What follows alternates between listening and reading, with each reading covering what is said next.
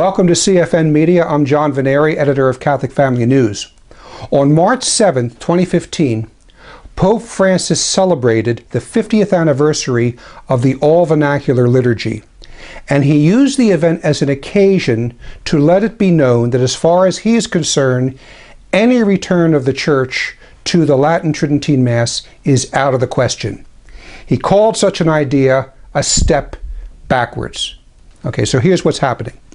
50 years ago, March 7th, 1965, Paul VI celebrated the first all-vernacular liturgy at the Church of the Ognissanti, the Church of All Saints, and of course it was in Rome, so it was celebrated all in Italian instead of Latin. Now, part of the symbolism going on here was that Paul VI did not celebrate this first all-vernacular liturgy in one of the great patriarchal basilicas of Rome. No, rather he celebrated it at a regular parish church, okay, a church of the people, to inaugurate the all-vernacular liturgy. And this liturgy would be celebrated, of course, in the language of the people. And we're at the beginning of the Vatican II liturgical changes, so he celebrated the Mass not facing our Lord in the tabernacle, but facing the people. Okay, now Pope Francis loves this exaltation of the people, so of course he's going to celebrate this as he celebrates all things regarding the council. So Pope Francis in his March 7th homily would say that it was here that Paul VI effectively, I'm using his words now, inaugurated the liturgical reform of Vatican II. And he did it with the celebration of this Mass, and he did it with the Mass, as he says, in the language of the people. Now, this liturgical reform, liturgical revolution really, and I think you know this, it would go on to give us the Novus Ordo Mass that was released in 1969, the same Novus Ordo Mass that Cardinal Ottaviani and Bacci critiqued in the critical study, and they said in their letter of to Paul VI on June 5th, 1969, they said that the new Mass, I'm quoting now, represents both in its whole and in its details a striking departure from the Catholic theology of the Mass as it was formulated by Session 22 of the Council of Trent. So in any event, Francis always squarely behind the Vatican II revolution. He celebrated this 50th anniversary of the all-vernacular liturgy, and also he used it as an occasion to celebrate the entire post-Conciliar revolution. And one of the most striking parts of his homily on this occasion is when he said, I'll quote now, quote, "Let us thank the Lord for what he has done in his church in these 50 years of liturgical reform.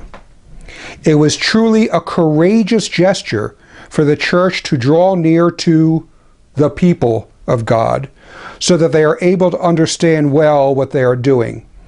Okay, now there's a sticky little side point here, and that is that the liturgical reform, anyone who knows anything about what happened back then, the liturgical reform, this new all-vernacular liturgy and this Novus Ordo, it immediately caused a mass and lasting defection of Catholics from the Church worldwide.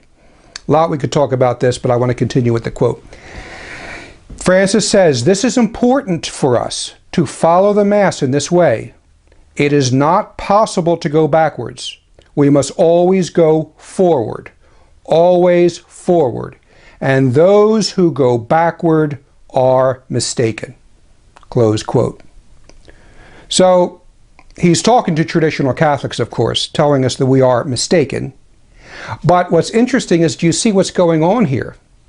Pope Francis is actually saying that there is something in the church that can't be changed. It's kind of funny, really. And you'll notice, too, that the only time progressivists talk like this, or usually the only time that progressivists talk like this, is when they want to solidify the revolution.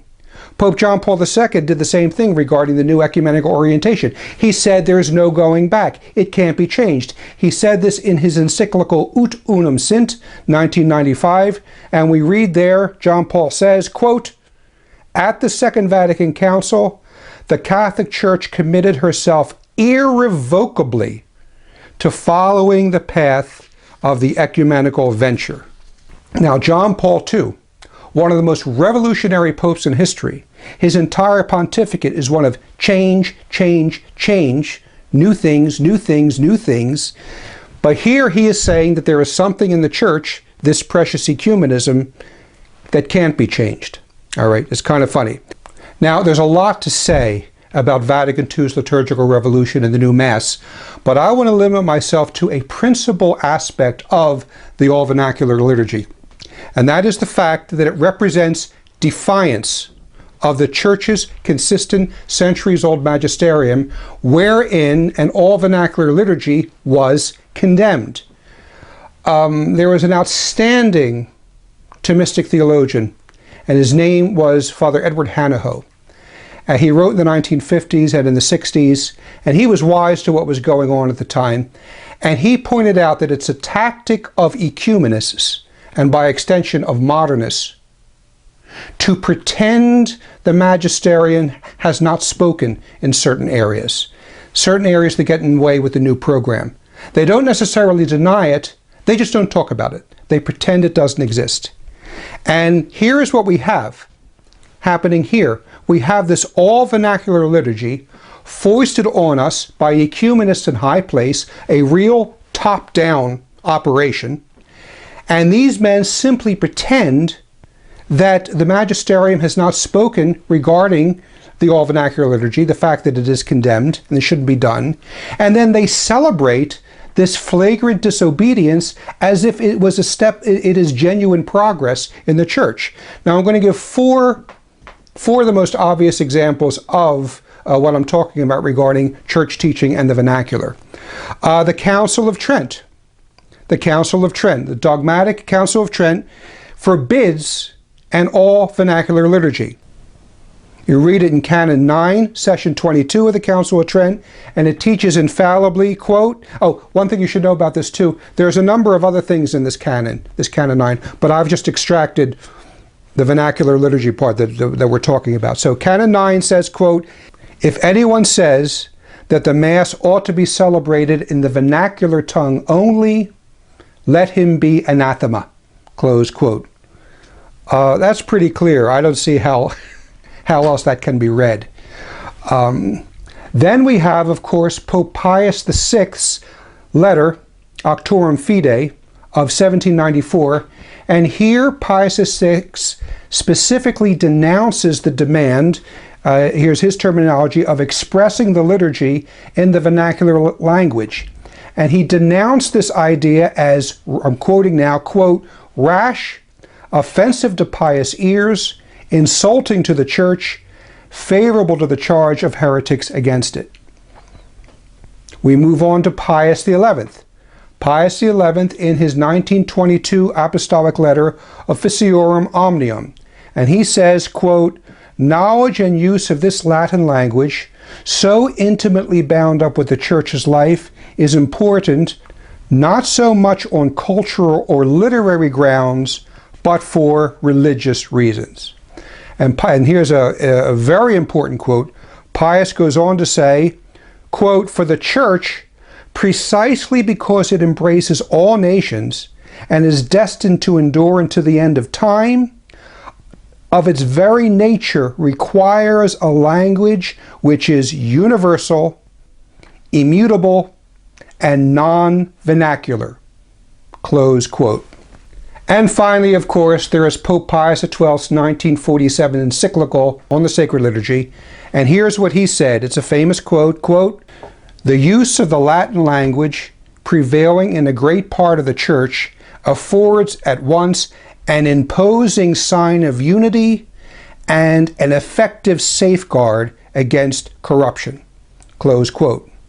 So what we see, the modern all-vernacular liturgy stands condemned by these Council of Trent, these papal exhortations, and also we see Pius XII's warning, his predictions come to pass.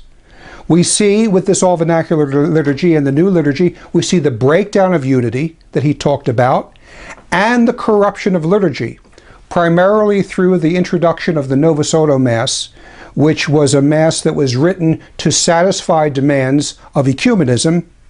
And we also see the countless liturgical abuses that flow from this new liturgy. So Francis says that we must not go backwards.